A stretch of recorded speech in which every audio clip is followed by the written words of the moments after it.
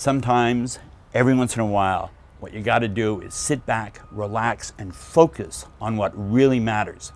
And if it's an election in Ontario, like the one we're having right now, focusing on what matters means focusing on the election.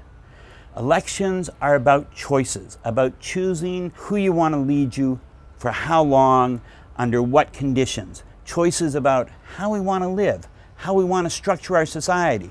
Choices about what we expect in terms of schools, roads, hospitals, programs that care for the neediest, the poorest, the most infirmed among us. Elections are important. And if the election involves Tim Hudak, like the one in Ontario does, then the bets are doubled and the stakes are even higher. Try and imagine for a moment what a province led by Tim Hudak would be like. Think Mike Harris on steroids. Think Stephen Harper in hyperdrive. There are two things you have to keep in mind about Tim Hudak. One, he hates workers and unions. Two, he loves the 1%. Everything this man says, every word he utters needs to be understood within that context.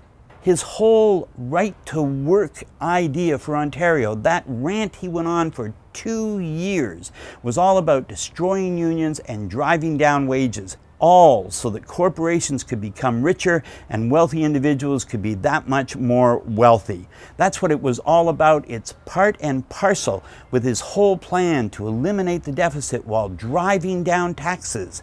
We know what that means. We know what that's like. We've been here before.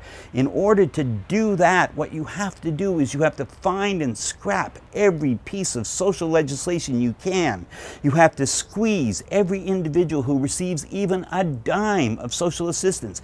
You have to gut the budget of every school board in the province, all in aid of keeping taxes low and profits high. After all, just within days of the election being called, he was threatening to eliminate 100,000 civil service jobs within the first 2 years of a Hudak administration. Elections are not about scrapping every belief, principle, idea, hope, dream you've ever possessed.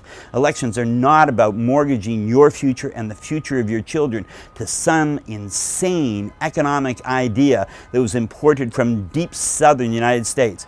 Elections matter. Sit back, focus in on what matters.